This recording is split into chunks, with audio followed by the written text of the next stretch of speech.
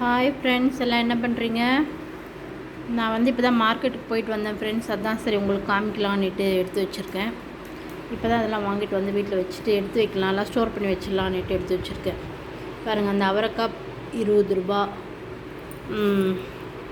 Beans 20 ரூபா, பாவக்காய் 10 ரூபா, அவரைக்காய் கத்திரிக்காய் 10 ரூபா, இந்த தோசைக்காய் 10 ரூபா, இந்த சுரக்காய் 10 ரூபா, இந்த தோசைக்காய் வந்து 5 ரூபா, 10 ரூபா இல்லை 5 ரூபா, இது 10 ரூபா. நெல்லிக்காய், பெரிய நெல்லிக்காய் 40 ரூபா ஃப்ரெண்ட்ஸ், 1/4 கிலோ 40 ரூபா. இந்த ஸ்ட்ராபெரி வந்து 80 ரூபாவாம். இது பையன் திடீர்னு கேட்டான், நெல்லிக்காய் வாங்குகிற இடத்துல வச்சுருந்தாங்க, ஸ்ட்ராபெரி வாங்கிக்கலாம் மம்மின்னா. சரி, அதனால் அவனுக்கு கேட்டானேன்றதுக்காக அது ஒரு பேக்கெட்டு 80 ரூபா ஃப்ரெண்ட்ஸ். அது காலிஃப்ளவர் 20 ரூபா, கேரட் வந்து அரை கிலோ 30 ரூபா, பீட்ரூட் அரை கிலோ 20 ரூபா, உருளைக்கிழங்கு அரை கிலோ 20 ரூபா ஃப்ரெண்ட்ஸ். காய் மட்டும் இந்த ரேட்டு. ஃப்ரூட்ஸ் வந்து திராட்சை வந்து அரை கிலோ 70 ரூபா ஃப்ரெண்ட்ஸ். உங்கள் ஊரில் எவ்வளோன்னு சொல்லுங்கள். 70 ரூபா இல்லை 50 ரூபா. இது மாதுளம்பழம் வந்து அரை கிலோ 70 ரூபா, 75 ரூபா வாட்டிருக்கு. அப்புறம் ஆரஞ்சு வந்து 60 ரூபா ஃப்ரெண்ட்ஸ், 1 கிலோ. அது ஆப்பிள் வாங்கலான்னு நினச்சேன், சரி அங்கே நல்லா இல்லைன்ட்டு வந்துட்டேன், நாளைக்கா வாங்கிக்கலாம் அப்படின்ட்டு.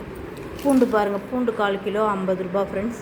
பெரிய வெங்காயம் 2 கிலோ 60 ரூபா, சின்ன வெங்காயம் 40 ரூபா ஃப்ரெண்ட்ஸ் 1 கிலோ. இதுக்கு மட்டுமே 700 ரூபா இருக்குது ஃப்ரெண்ட்ஸ். ரேட்டு பார்த்திங்களா எப்படி? நம்மளே ஒரு கணக்கு போட்டுட்டு போகிறோம், ஆனால் அதே ஒரு கணக்காகுது. நான் ஒரு 400 ரூபாய்க்கு மட்டும் யோசிச்சுக்கிட்டு போனேன், ஆனால் இப்போ 300 ரூபா எக்ஸ்ட்ரா ஆகிடுச்சு. என்ன பண்ணுறது, தவிர்க்கவும் முடியாதே, வாங்கி தானே ஆகணும் நம்ம. நீங்கள்லாம் எப்படி வாங்குவீங்க? உங்கள் ஊர்லலாம் என்ன விலைன்னு சொல்லுங்கள்.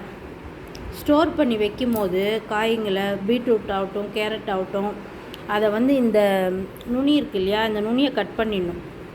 இதையும் இந்த கீழே இருக்கிற நுனியும் இந்த கார்னர்னையும் கட் பண்ணிவிட்டு வச்சிங்கன்னா கொஞ்சம் நாளைக்கு ஃப்ரெஷ்ஷாகவே இருக்கும். அதோடய வச்சிங்கன்னா கொஞ்சம் சீக்கிரமாக இதாகிடும். ரொம்ப நாளைக்கு நம்ம வைக்க போகிறதில்ல, இதனால் வைக்கிறவங்களுக்கு நான் சொல்கிறேன். அதே மாதிரி தான் இந்த பீட்ரூட்டும், இந்த இது கட் பண்ணிடணும். இந்த காம்பெல்லாம் கட் பண்ணிவிட்டு வச்சிங்கன்னா தான் நல்லாயிருக்கும். இங்கே இதையும் கட் பண்ணிடணும், இதையும் கட் பண்ணிடணும் ஃப்ரெண்ட்ஸ். பார்த்திங்களா, இந்த மாதிரி இதை கட் பண்ணிவிடுங்க. இப்படி அடியில் கட் பண்ணிவிடுங்க. பாருங்கள், பீட்ரூட்டு இப்படி தான் இவ்வளோ கட் பண்ணிவிட்டு வச்சிங்கன்னாக்கா அப்படியே இருக்கும். ஒரு 4-5 நாள் ஆனால் கூட நல்லா ஃப்ரெஷ்ஷாக இருக்க மாதிரி இருக்கும். இல்லைன்னா கொஞ்சம் ஒரு மாதிரி வாடின மாதிரி நல்லா இருக்கிறதில்ல.